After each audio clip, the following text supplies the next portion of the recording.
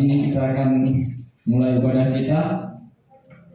Namun sebelumnya mari kita satukan hati dan siapkan hati kita untuk beribadah kepada Tuhan. Mari kita sama-sama berdoa. Allah Bapa kami yang bertata di dalam kerajaan sorga, segala puji dan syukur kami panjatkan ke hadapan-Mu ya Tuhan, buat penyertaan-Mu dalam hidup kami. Hingga sampai saat ini Tuhan, kami merasakan kasih-Mu sungguh luar biasa. Terima kasih Tuhan, terima kasih Yesus. Kami mau datang ke hadirat-Mu untuk memberikan puji-pujian, penyembahan dan persembahan yang terbaik bagi-Mu. Untuk itu Tuhan, layakkan kami sehingga kami boleh dapat hadir ke dalam hadirat-Mu, sehingga kami boleh bersuka cita, penuh damai sejahtera yang daripada-Mu, dan kami boleh menerima berkat-Mu melalui firman yang akan disampaikan oleh Gembala sedang di tempat ini. Engkau berkati jemaat-Mu yang sedang dalam perjalanan ke tempat ini,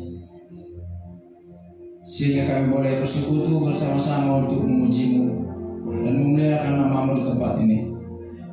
Engkau berkati juga tetangga kami yang di kiri kanan belakang, terlebih-lebih yang berlalu di depan gereja ini Tuhan, menerima berkat melalui puji-pujian yang mereka dengar, sehingga nama-Mu selalu dipuji dan dimuliakan kekal untuk selama-lamanya. Terima kasih Tuhan, terima kasih Yesus. Kami mulai ibadah ini di dalam nama Yesus. Kami sudah berdoa, mari sama-sama katakan amin. Jemaat saya untuk bangkit berdiri.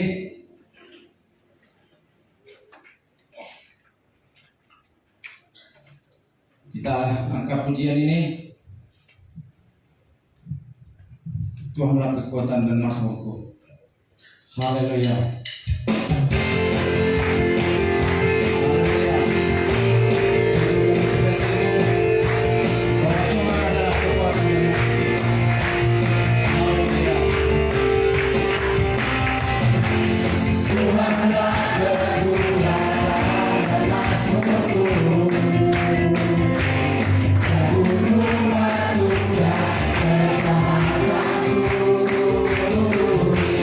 Hanya pada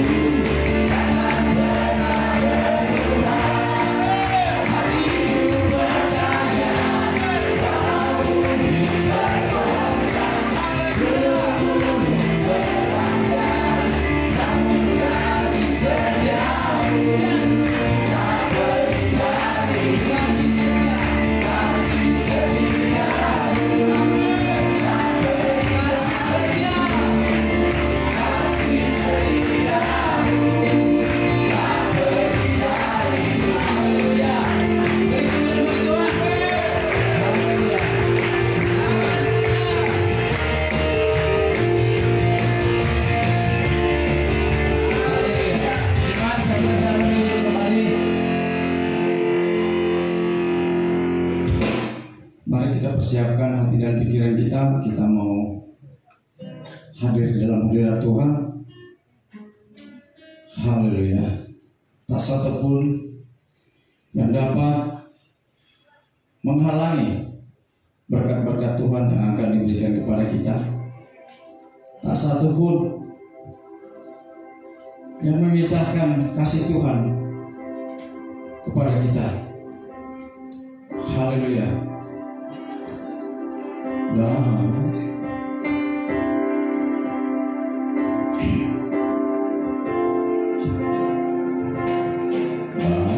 bahaya kau menggendongku, Engkau Yesus sahabatku. Apa yang dapat memisahkanku dari kasih-Mu Tuhan sahabatku?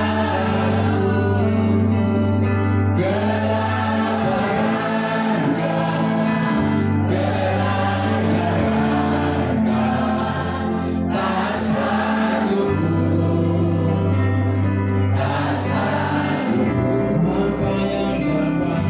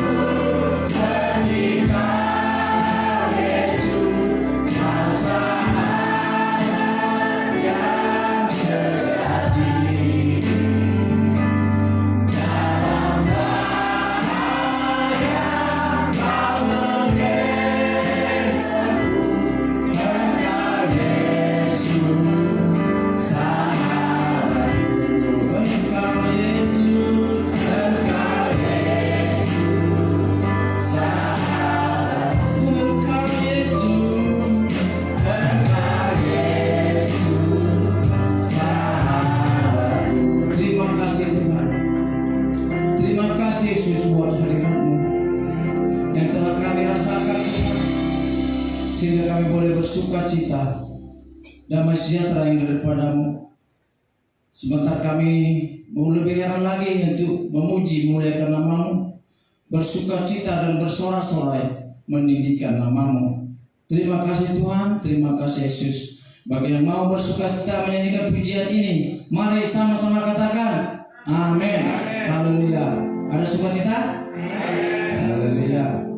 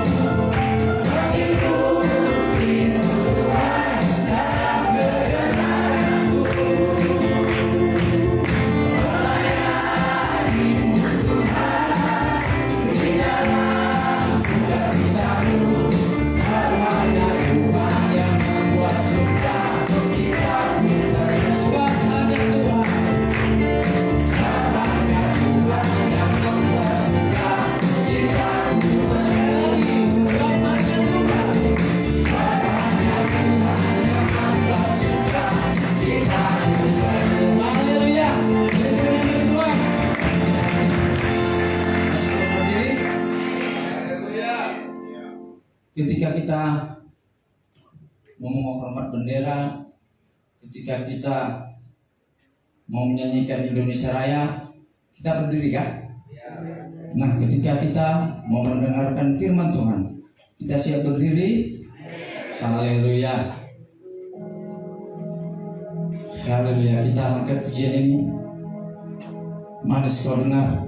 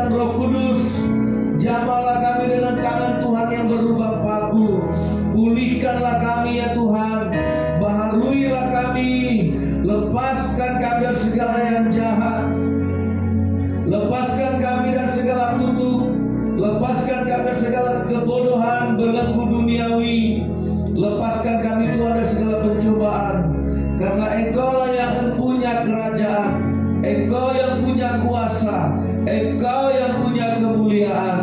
Engkaulah Tuhan Yesus yang kami tinggikan. Berfirmanlah Tuhan, berfirmanlah Allah bagi kami saat ini Tuhan, karena firman itu adalah Allah dan Allah itu adalah firman. Kami mendapatkan kasih karunia, kami mendapatkan anugerah, pertolongan dan kuasa Tuhan yang memberkati kami, yang mengubah kami, yang melahirkan kami menjadi ciptaan baru sebagai warga kerajaan sorga. Terpujilah Tuhan Yesus Kristus. Kami berdoa dan bersyukur. Haleluya. Semua kita yang percaya berkata amin. Tuhan Yesus memberkati. Silakan duduk Bapak Ibu yang dikasih oleh Tuhan. Puji Tuhan. Selamat hari Minggu. Hari ini saya masih menyampaikan firman Tuhan. Bagaimana Tuhan bekerja ketika Dia menerima persembahan saudara. Nah, kalau minggu lalu tentang janda di Sarfat yang miskin, sekarang kita membaca firman Tuhan. Kita buka Alkitab kita. Yang bawa Alkitab, yang tidak bawa Alkitab boleh membaca lewat monitor televisi. Markus 12 ayat yang ke-41 sampai ayat yang ke-44. Persembahan seorang janda miskin. Haleluya. Sudah dapat? Nah, kita selalu bertemu dengan yang namanya miskin ya. Nah, kita mau pelajari hari ini, karena ada apa di balik kata miskin ini. Saya baca ayat 41, nanti Bapak Ibu baca ayat 42. Pada suatu kali Yesus duduk menghadapi peti persembahan dan memperhatikan bagaimana orang banyak memasukkan uang ke dalam peti itu. Banyak orang kaya memberi jumlah yang besar. 2, 3.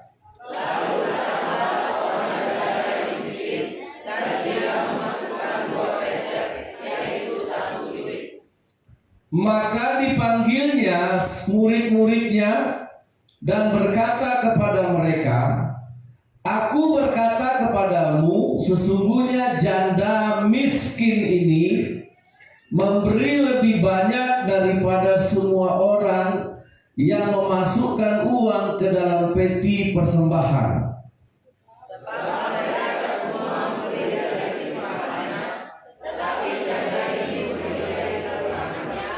Semua yang ada padanya, yaitu seluruh nafkahnya. Bagi Tuhan Yesus, di hadapan Tuhan, persembahan itu adalah memberi dari kekurangannya, yaitu semua yang ada padanya. Itulah arti, itulah konsep persembahan. Nah, saudara yang dikasih oleh Tuhan, kenapa ibu janda ini? Saudara, dalam hidup ini ada yang disebut unek-unek dan jalan di hati. Ya, bisalah kita atasi dengan ngopi-ngopi, nanti unek-unek hilang. Ya kan? Yang kedua, apa ada yang naik sedikit sebut masalah. Kalau sebut masalah udah mulai agak stres, ya kan? Udah mulai agak kepikiran. Ya, semuanya kita hadapi. Ada yang unek-uneknya, ada yang gondok, ganjalan di hati. Ya. Yang kedua masalah. Di atas masalah apa? Di atas masalah ada musibah. Wah, dia mengalami kecelakaan satu keluarga. Seperti Ayub. Ayub itu musibah. Ya, anak-anaknya mati. Kemudian kambing dombanya disambar petir. Kemudian hasil kebunnya dirampas oleh musuh Seba. Datang orang Kasdim menyerang anak-anaknya dan membunuh semuanya. Itu musibah. Di atas musibah apa? Bencana. Terjadi COVID bertahun-tahun bencana. Terjadi gempa bumi, terjadi gunung meletus bencana. Ya, terjadi kelaparan, gagal panen, tanaman gak ada yang tumbuh. Nah, saudara yang dikasih oleh Tuhan, nah, semua ini dihadapi manusia. Ya, nah tadi lagu tadi sangat bagus. Siapa yang dapat memisahkan kita dari Tuhan? Ya, semua kategori tadi masuk. Penganiayaan kah? Kelaparan kah? Kesesakan kah? Ketelanjangan kah? Peperangan kah? Tak satu pun yang bisa memisahkan aku dari Tuhan. Amin. Nah, kenapa nggak bisa dipisahkan dari Allah? Saudara yang dikasih oleh Tuhan. Nah, dari situlah saya memulai. Kita baca saja dulu ayatnya, yuk, biar tahu nanti kenapa ibu janda ini bisa memberikan satu persembahan yang indah sehingga diperhitungkan Tuhan. Roma 8 ayat 39 ya mungkin.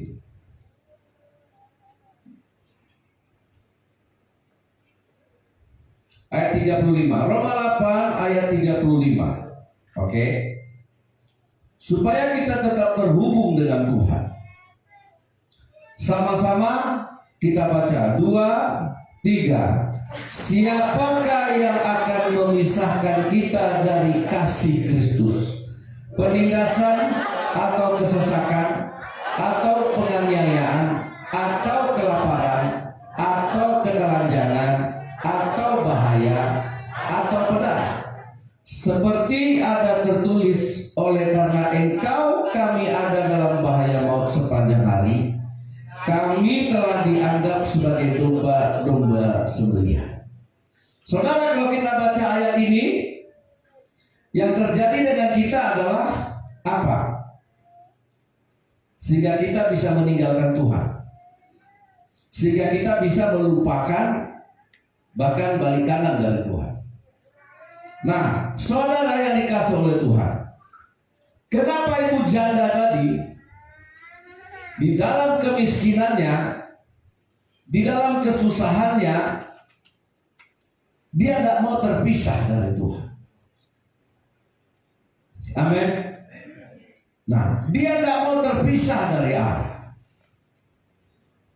Buktinya dia datang di mana Yesus hadir.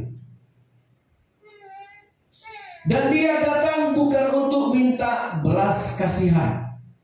Dia datang untuk menunjukkan bahwa dia tidak akan terpisah dari Allah semiskin apapun, sesulit apapun, sesusah apapun. Saya tidak akan mau terpisah dari Tuhan. Buktinya apa? Dia mau memberikan persembahan. Itu sebagai bukti dia tetap akan terhubung dengan Tuhannya. Amin. Itu membuktikan dia tidak akan terpisah dari Allahnya. Nah, ketika Yesus memperhatikan, Tuhan itu maha tahu, saudara. Allah itu maha tahu dan sangat tahu siapa yang kaya, siapa yang miskin. Tuhan tahu. Siapa yang punya masalah, siapa yang punya beban, Tuhan tahu. Nah, di sini saudara, ini bukan saja pelajaran keuangan. Ini bukan saja pelajaran tentang ekonomi. Yesus mengumpulkan murid-muridnya dan dia menghitung uang yang masuk dalam peti persembahan. Banyak orang kaya memberi dari kelimpahannya, tetapi ibu janda ini memberi dari kekurangannya. Berarti Tuhan tahu. Amin. Berarti Tuhan tahu siapa yang kaya, siapa yang miskin, siapa yang susah, siapa yang senang. Amin. Lantas Tuhan mengambil persembahan ibu janda ini. Ibu janda ini memberikan 2 peser. Kok tahu?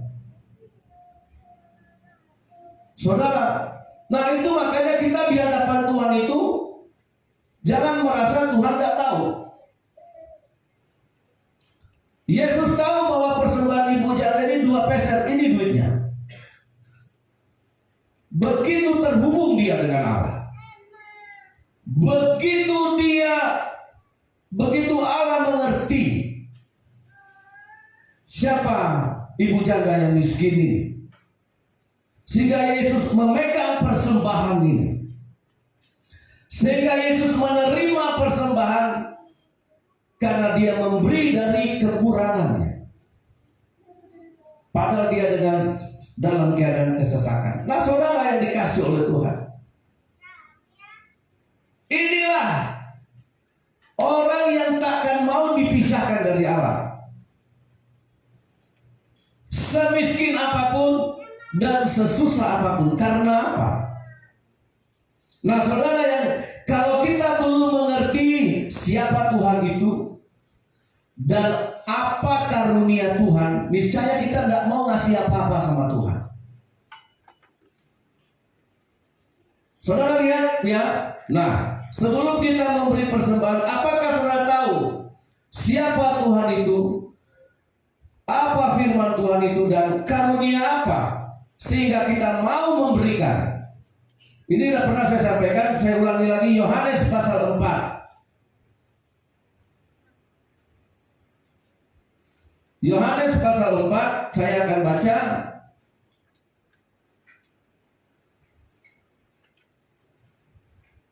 mulai ayat 7. Yohanes 4 ayat 7. Maka datanglah seorang perempuan Samaria hendak menimba air.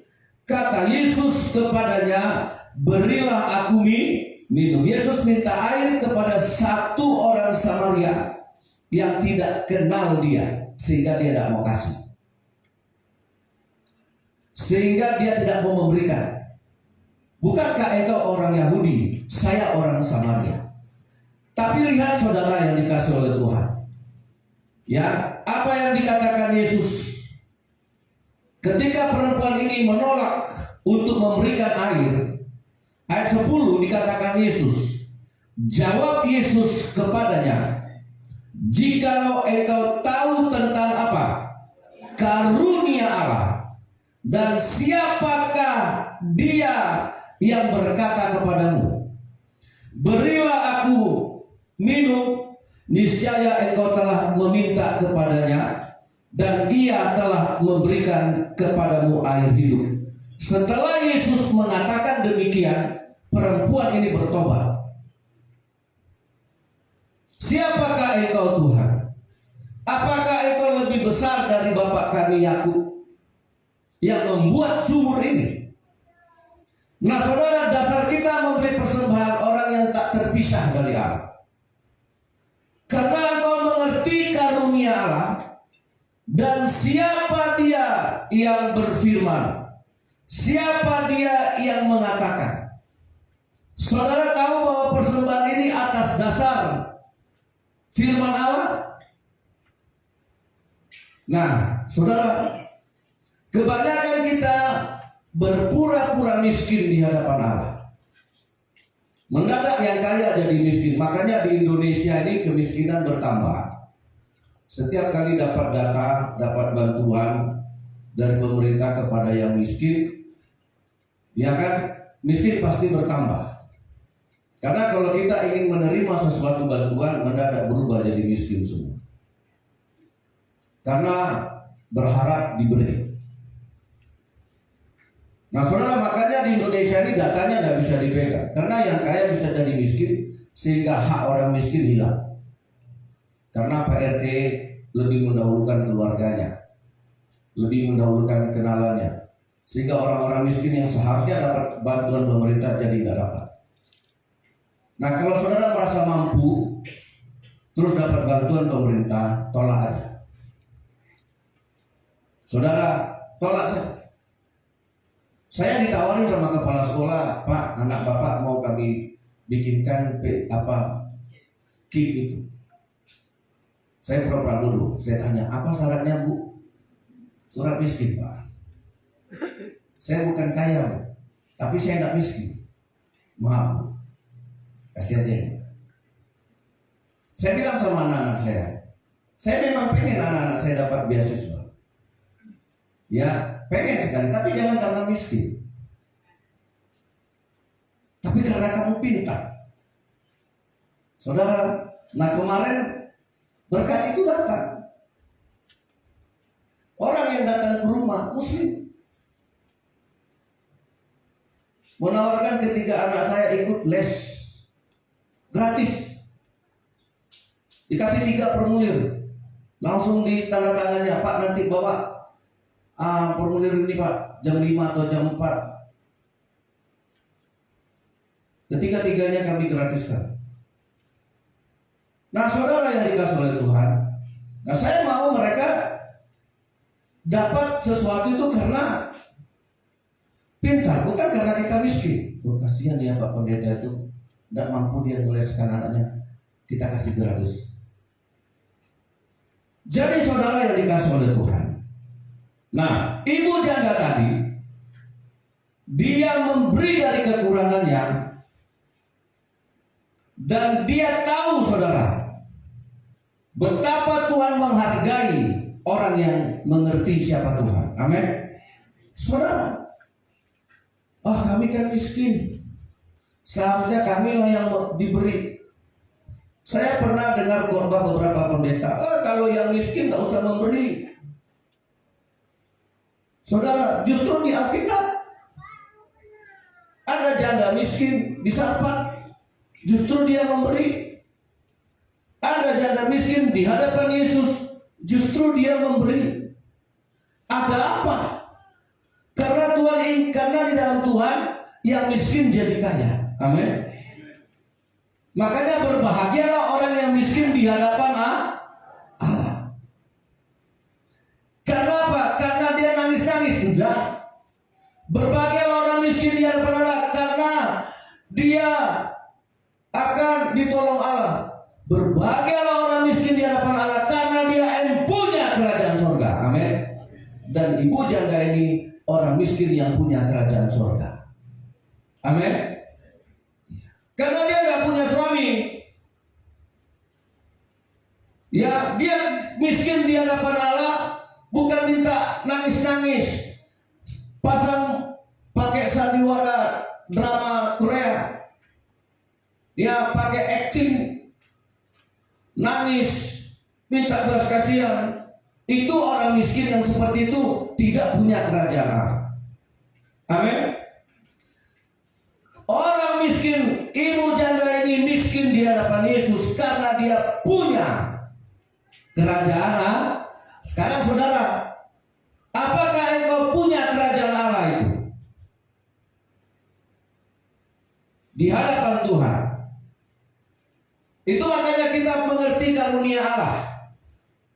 Dan kita mengerti anugerah Allah. Kenapa dia bisa memberi dari kekurangannya? Siapa yang tidak pernah menikmati berkat itu? Memberi dari kekurangan. Ada? Itu berkat luar biasa. Memberi ketika sedang kita butuhkan, kita sedang perlu. Saudara, kalau saudara adalah orang yang masih berdoa, Tuhan tambahkan berkat, tambahkan rezeki, Tuhan naikkan gaji, bla bla bla, aku butuh ini. Pernah doa begitu? Saudara terus datang orang setelah saudara berdoa, entah hari esoknya, entah sorenya, datang orang, Eda atau lain, anakku lagi sakit, aku lagi butuh uang, bisa nggak? Ku pakai uangmu, ku minta uangmu. Wah, aku aja baru berdoa dari Tuhan, kami lagi susah.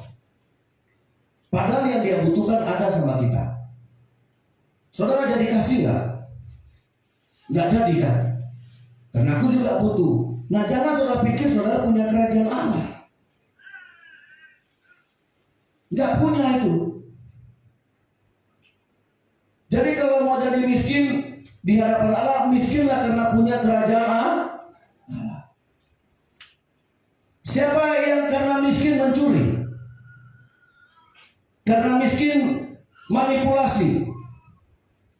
Nah, itu juga tidak punya kerajaan Allah. Ayo baca Lukas. Lukas pasal yang ke-16.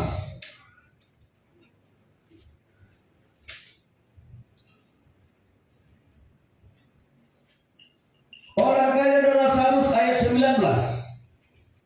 Baik, kita baca ya secara berganti-gantian. Orang kaya dan Lazarus yang miskin.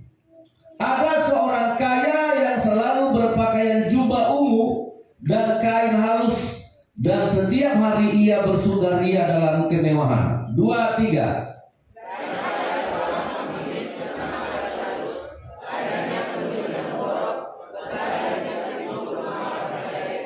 Dan ingin menghilangkan laparnya dengan apa yang jatuh dari meja orang kaya itu. Malahan anjing-anjing datang dan menjilat boroknya.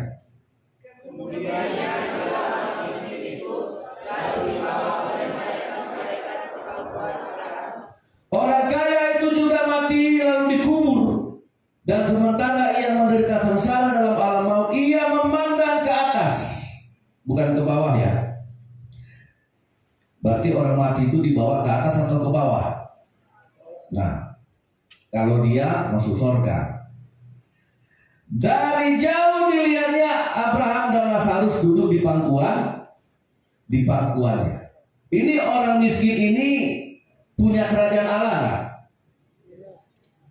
Makanya saudara, begitu dia mati, dia dibawa malaikat ke pangkuan Abraham. Orang kaya itu mati gak? Mati. Punya kerajaan Allah gak?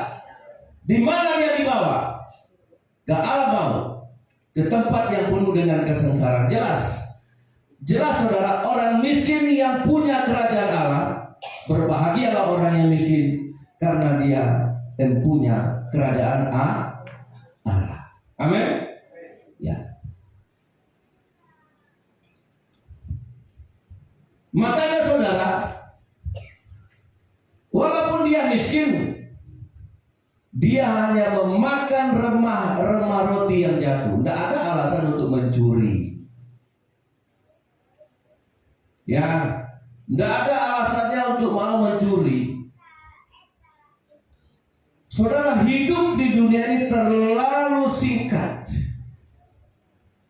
Saya aja udah umur segini udah mikir gitu. Gak lama lagi, tak lama lagi Tuhanku datanglah, bawa saya masuk sana.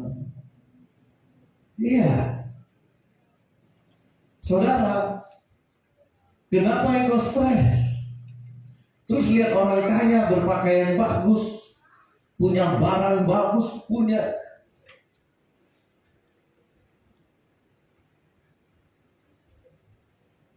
Tadi Paknya bilang sambil makan, Pak, pastor itu kenapa nggak boleh pegang duit?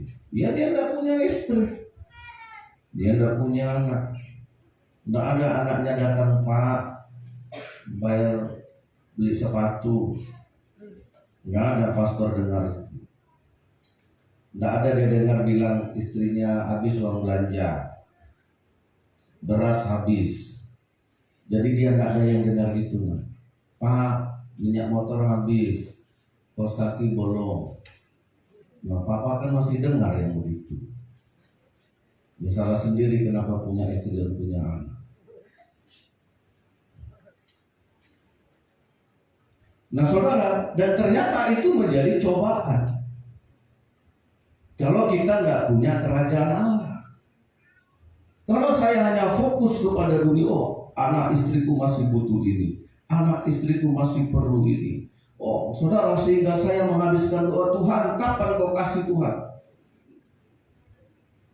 Beratnya Pak. Makanya orang ya pendeta Protestan ini ampernya bisa lurus, bisa miring ini saudara. Karena dia punya istri, punya pastor, enggak ada yang merengek. Pak, anakmu sakit. Aduh, uang lagi tidak ada, anakmu sakit. Jadi dia nggak pernah pusing itu. Terus dia bilang, terus uangnya untuk apa? Ya, dia kalau butuh duit, dia minta aja. Terus aku mau ke sana. Nah, saudara yang dikasih oleh Tuhan, nah ini dua perbandingan.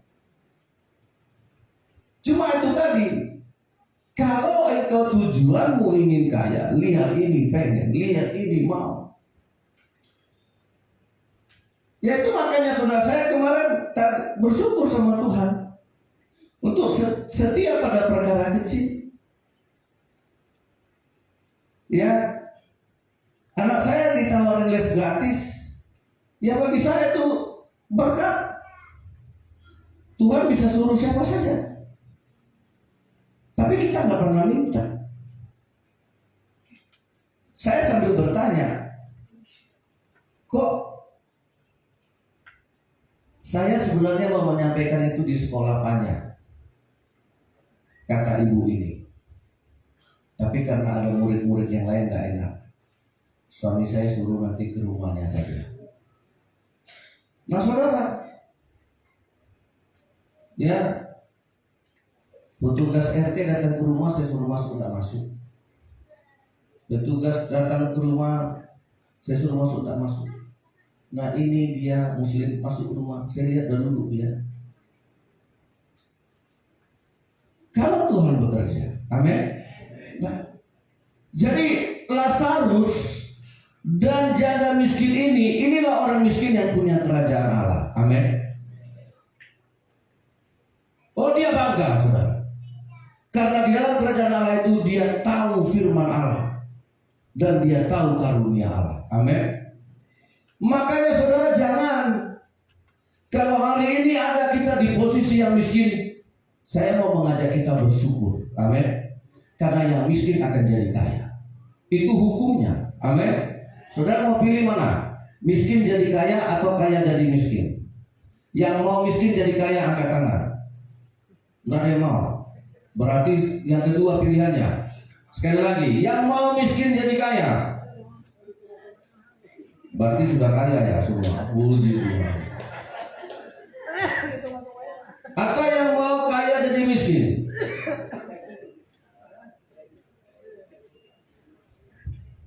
Nah berarti saudara belum tahu. Kalau kita miskin jadi kaya, saudara, Yesus pernah membuat air jadi anggur nggak? Itu kepada siapa dibuatnya? Kepada orang yang tidak punya anggur, lagi berpesta. Tapi di hadapan Tuhan dia butuh. Amin. Nah kan saudara, pandangan saudara masih belum, kadang-kadang merasa kaya di depan Tuhan, padahal masih minta kan? Yang kaya itu dia tidak minta apa-apa sama Tuhan, kayak orang kaya tadi, begitu masuk, begitu mati langsung dibawa ke neraka. Nah, itu asli kayanya itu. Tiap hari dia berpesta, setiap hari pakaiannya mewah. Saudara, jadi saudara yang dikasih oleh Tuhan, Lazarus yang miskin, janda yang miskin. Dan setelah Tuhan bekerja untuk mengubah, karena orang inilah yang tak akan terlepas dari Tuhan. Amin. Dia punya kerajaan Allah. Satu lagi orang miskin yang mau saya sharekan, ceritakan. Ya, supaya kita punya teman. Amin. Iya. Tapi miskinnya harus mendapat karunia Allah. Miskin kita harus masuk surga. Amin. Udah di dunia miskin, mati masuk neraka. Lengkap. Sempurna penderitaan. 2 Korintus, ayo kita lihat di sini. Ini ada miskin yang rombongan. 2 Korintus pasal 8. Ya. Inilah orang miskin yang mempunyai kerajaan Allah. Orang miskin yang di dalamnya ada Yesus. Ada kuasa Allah. Saya baca ayat 1 ya. 2 Korintus 8 ayat 1. Saudara-saudara, kami hendak memberitahukan kepada kamu tentang kasih karunia yang dianugerahkan kepada jemaat-jemaat di Makedonia. Ayat 2.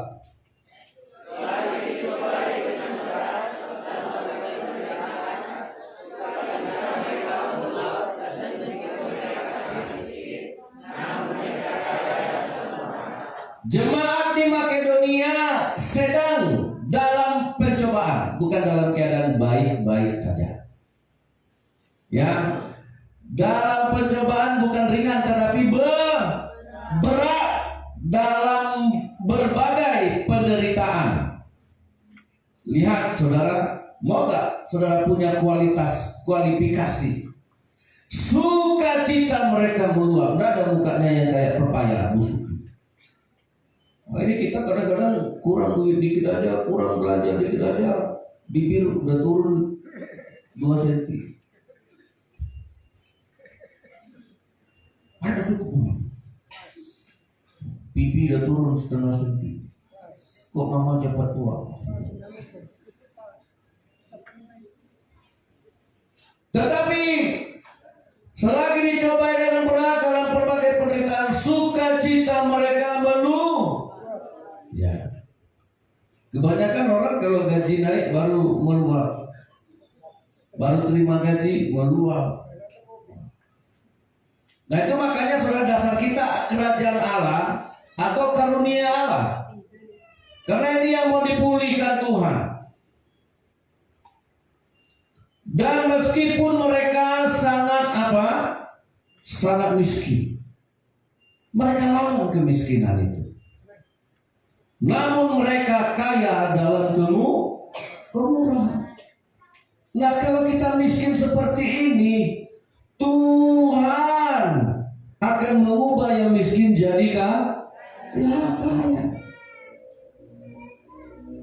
Ayat 3, aku bersaksi bahwa mereka telah memberikan menurut kemampuan mereka, bahkan melampaui kemampuan mereka.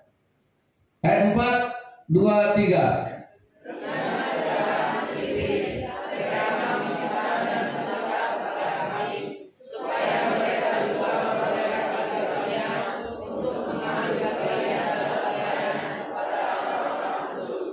Dari mana saudara tahu kasih karunia Allah? Dari memberi, bukan dari menerima.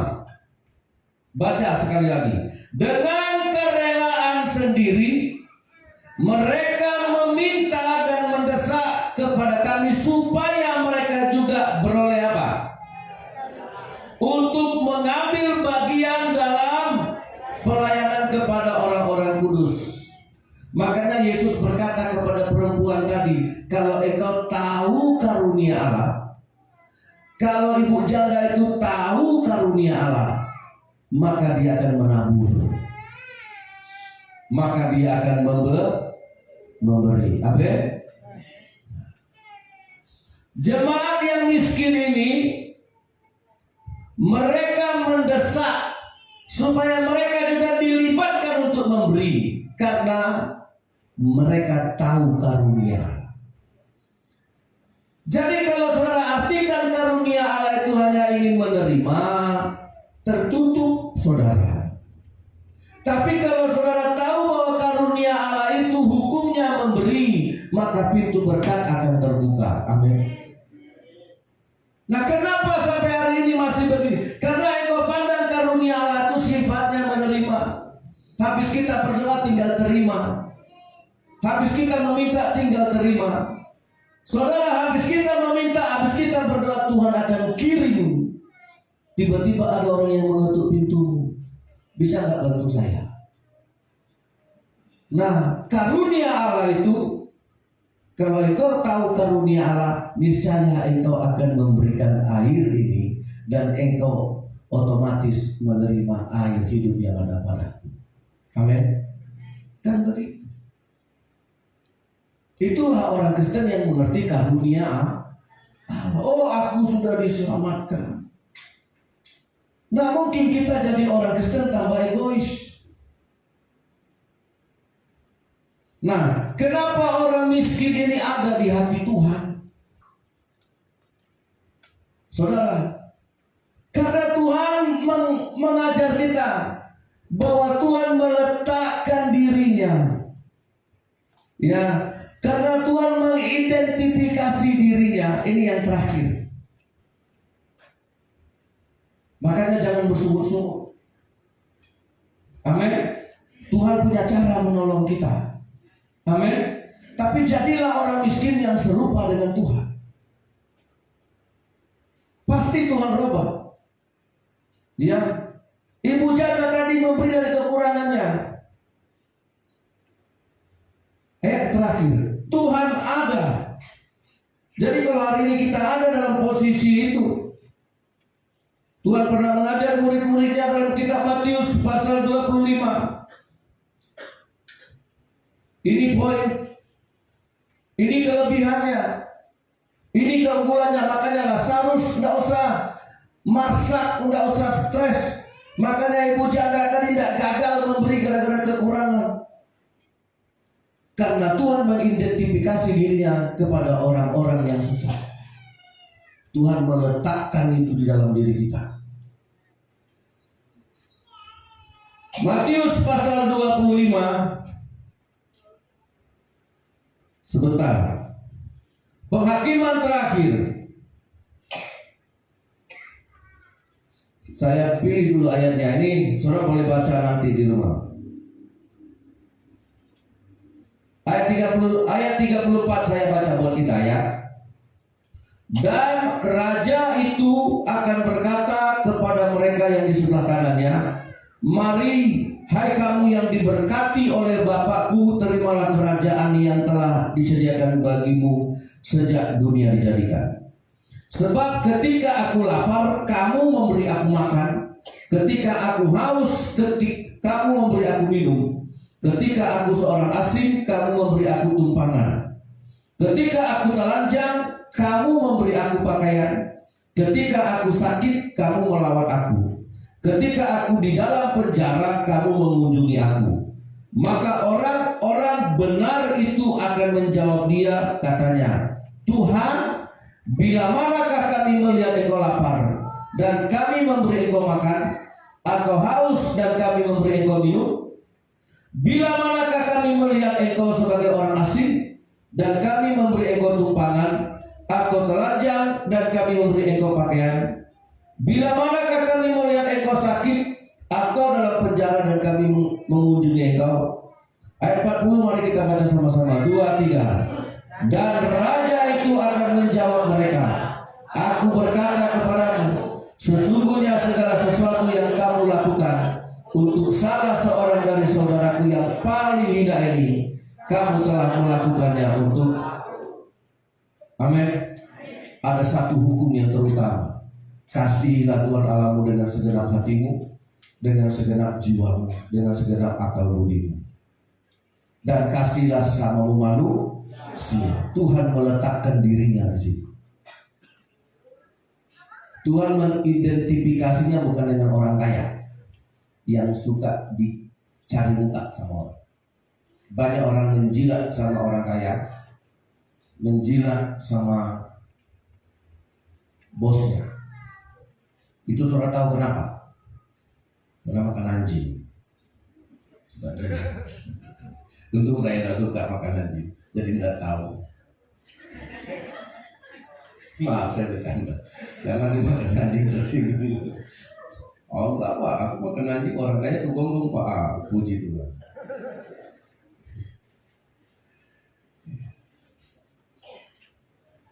Nah, Tuhan mengidentifikasi karena Tuhan ingin melihat satu kemurnian dari hati kita. Oh, aku lagi cari Tuhan, aku lagi memuji Tuhan. Ya ada implementasi. Tuhan akan menghadapkan engkau dengan orang susah. Oh, dia lagi. Ya, saya kadang-kadang ngomong sama itu. Ada gini, Pak, kenapa sih yang datang yang begini? Iya, itu benar itu. Yang datang yang bermasalah, yang datang yang begini, Pak, aku begini, Pak. Kenapa sih nggak datang yang orang kaya, Pak? Buru mobil, ini mobil. Itu kan baru dilihat-lihat rodanya. Ya kadang-kadang kan ini otak stres juga, saudara. Datang ini dengan masalahnya, datang ini dan dikasih tahu ini datang. Ya, nah kadang-kadang hampir pendeta ini juga kalau kurang berdoa lari juga, saudara. Makanya doakan saya biar hampirnya lulus itu. Amin. Ya, oh kok pendeta kayak gitu. Nah kalau saudara mulai, oh kok pendeta gitu kok salah. Nah doakan saja. Karena memang hampir ini saudara, kalau enggak dengan Tuhan, kadang-kadang ya seperti Yesus.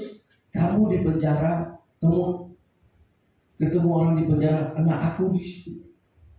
Nah kadang-kadang kan kita kan lupa kalau orang yang lagi susah ini ternyata Yesus di dalamnya. Terus kita bilang, ada waktu sana.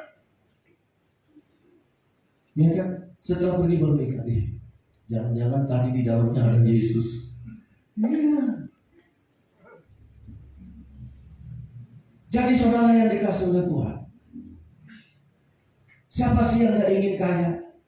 Saudara ingin kaya itu karunia Tuhan. Amin. Amin. Jangan saudara pikirkan pasti asal engkau hari ini. Pertama, jangan terlepas dari Tuhan. Tetap terhubung dengan Allah. Amin. Tetap beri persembahan. Ya. Kan kadang-kadang di YouTube siapa yang dengar itu? Jangan kasih persembahan persepuluhanmu. Loh, kita ngasih persembahan persepuluhan karena firman kok. Oh itu kan hukum Taurat. Kadang-kadang saya bukan geram apa gitu. Orang kadang-kadang asal bunyi gitu. Ayo, bagi yang ingin diskusi sama saya, persepuluhan itu tidak hukum Taurat. Memang di hukum Taurat dipakai. Abraham juga pakai. Belum ada hukum Taurat. Musa juga belum lahir. Hukum Taurat itu dimulai dari Musa. Sebelum Musa ada hukum Taurat, gak ada. Ya, makanya waktu Yakub masih miskin, waktu Yakub masih kere, waktu Yakub masih pergi dari rumahnya dengan hanya baju di badan, dia pasti ingin kaya. Amin. Ketika kita merantau, dulu ada yang merantau dari kampungnya, nggak pakai sendal. Sekarang pulang kampung udah pakai Fortuner. Mau? Kok ragu? Bilang aja mau. Ya, nanti saudara nggak mau tuh bilang jual mahal. Ayo baca saudara. Kenapa? Kita jujur aja, Tuhan aku pengen kaya kok. Yakub juga pengen. Kejadian 28.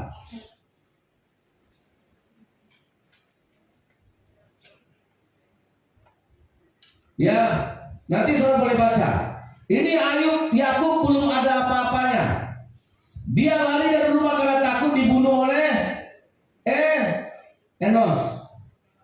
Siapa? Esau. Nggak ada orang Kristen ngasih nama anaknya Esau ya. Ayat 18. Keesokan harinya, Kejadian 28 ayat 18. Keesokan harinya, pagi-pagi Yakub mengambil batu yang dipakainya sebagai alas kepala dan mendirikan itu menjadi tugu dan menuang minyak ke atasnya. Ia menamai tempat itu Betel. Dahulu nama kota itu Luz. Ayat 20. Lalu bernazarlah Yakub, jika Allah menyertai dan melindungi aku di jalan yang kutempuh ini, memberikan kepadaku roti untuk dimakan dan pakaian untuk dipakai, sehingga aku selamat sampai ke rumah ayahku, maka Tuhan akan menjadi Allahku, dan batu yang kudirikan sebagai tugu ini akan menjadi rumah Allah, dan segala sesuatu yang engkau berikan kepadaku akan selalu kupersembahkan apa? Kepadamu. Ini dikatakan Yakub ketika dia masih kere. Kalau Tuhan, dia tidak minta banyak. Kalau Tuhan lindungi aku, kasih aku pakaian, kasih aku minuman, dan aku nanti bisa pulang lagi ke rumah ayahku. Didirikannya mesbah. Disinilah aku panggil nama Tuhan. Dan apapun yang kau berikan kepadaku, ku persembahkan sepersepuluh. Yakub pulang sebagai orang kaya. Amin. Nah, nanti sudah baca selanjutnya. Dia pulang dengan pasukan. Dia pulang ke rumah bapaknya dengan harta, dengan banyak pekerja, dengan banyak anak. Saudara, dimulai dari mana?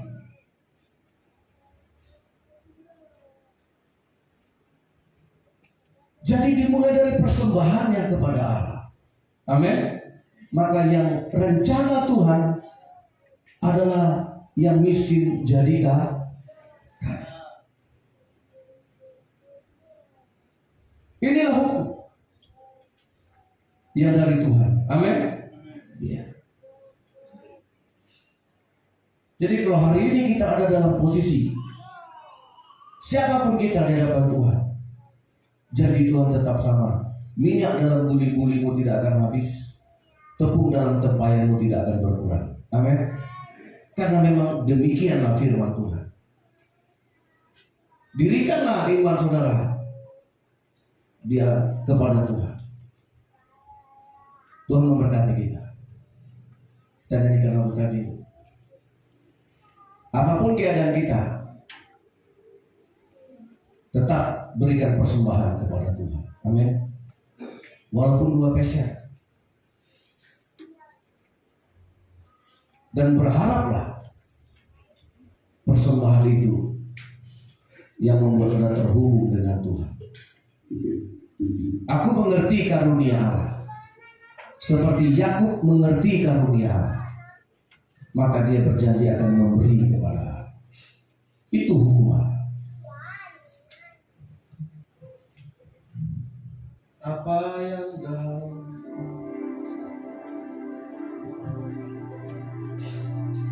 kita tundukkan kepala. Sesusah-susah apapun kita hari ini, kalau engkau mengerti karunia dan engkau mengerti siapa yang berfirman, niscaya engkau akan menerima. Jangan pernah terlepas dari Tuhan. Berharaplah persembahanmu diperhitungkan Allah. Apa yang dapat memisahkanku dari kasih-Mu, Tuhan sahabatku? Kelaparan, ketelanjangan, tak satu pun. Sekali lagi, apa yang dapat memisahkanku dari kasih-Mu, Tuhan sahabatku? Aniayakan menderita, tak satu pun, tak ada yang seperti Engkau Tuhan. Tiada satu pun seperti Kau Yesus.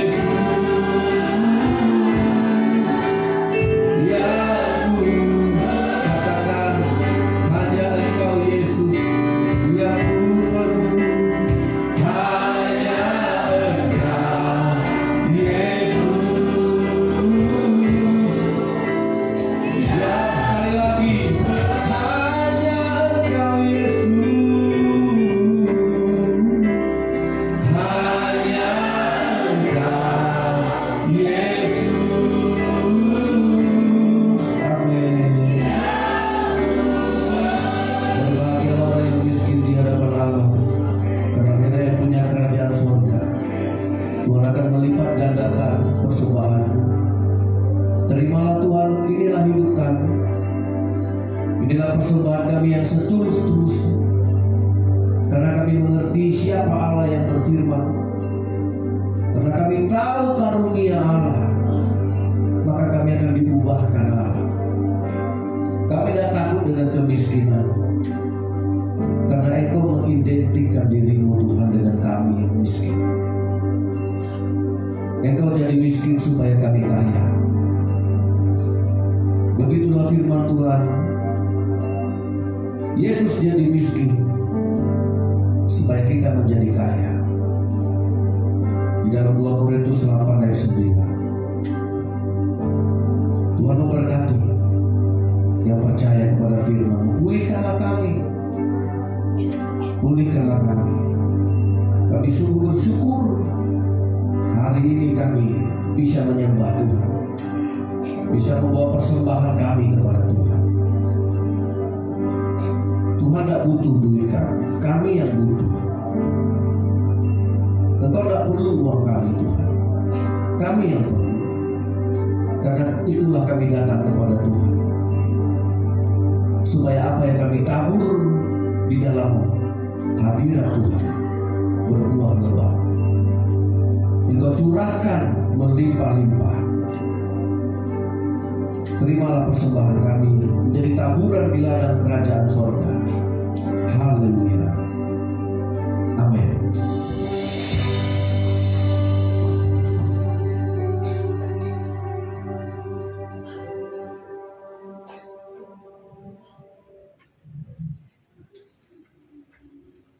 Puji Tuhan, kita sudah mendengarkan kebenaran firman Tuhan, dan marilah kita lakukan di sepanjang hidup kita sehingga kita selalu diberkati Tuhan. Amin. Mungkin saya di sini sebagai orang tua dari Leonardo Silitongan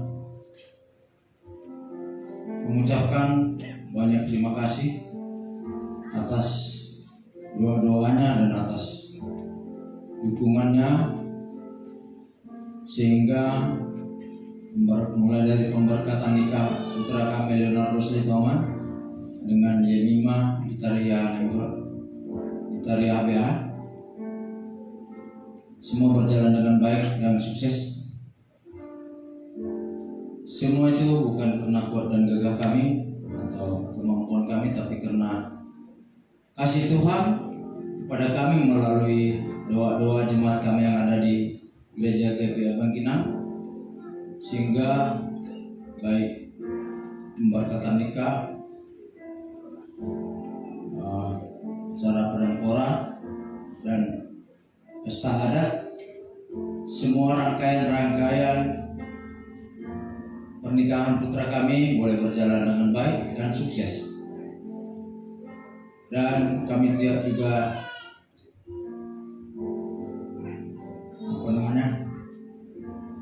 kami merasa bangga atas doa-doa para jemaat,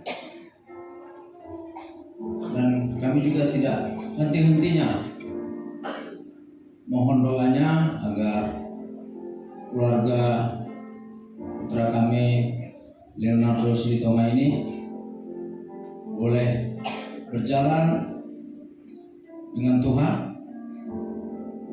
menjadi berkat buat semua orang, dan mereka menjadi keluarga yang bahagia. Amin. Mungkin ini yang dapat kami sampaikan saat ini, rasa haru dan terima kasih kami buat jemaat GPA Bangkinang. Baiklah, kita akan melanjutkan ibadah kita. Kita akan memberikan persembahan, namun sebelum mereka kita satukan hati untuk berdoa. Terima kasih Tuhan, terima kasih Yesus buat berkat-Mu yang tidak henti-hentinya buat kami, hingga kami menerima firman-Mu yang disampaikan Gembala Sidang kami di tempat ini. Biarlah firman-Mu itu jatuh ke tanah yang subur, sehingga boleh berbuah, bertumbuh 100 kali lipat, sehingga firman-Mu itu tidak sia-sia dan boleh kami lakukan di sepanjang hidup kami. Terima kasih Tuhan, terima kasih Yesus. Sebentar kami akan memberikan persembahan. Engkau berkati persembahan kami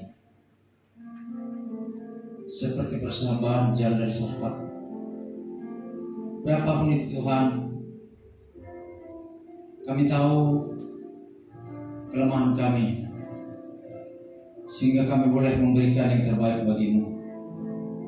Berkati hati dan pikiran kami untuk memberi, sehingga boleh kami Tuhan selalu dalam pengasihan-Mu. Terima kasih Tuhan, terima kasih Yesus. Kami siap memberi di dalam nama Yesus. Haleluya, amin.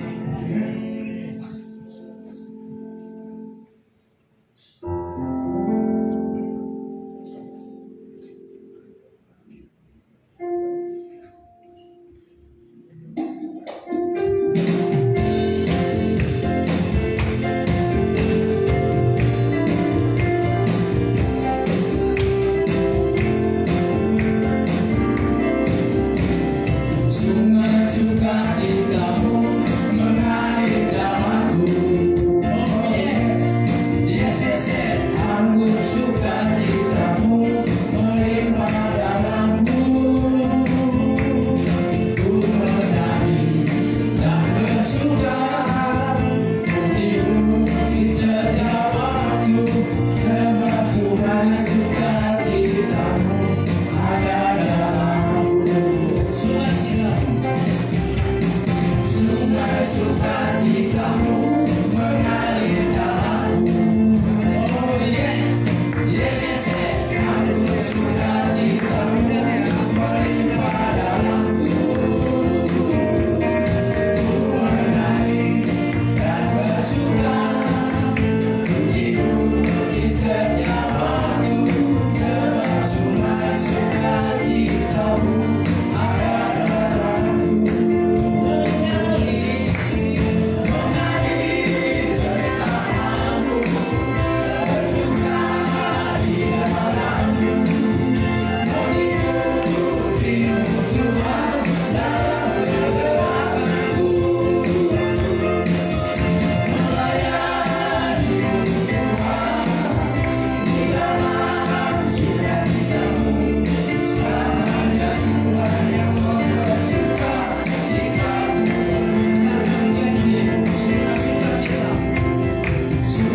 Sukacitamu mengalir dalamku.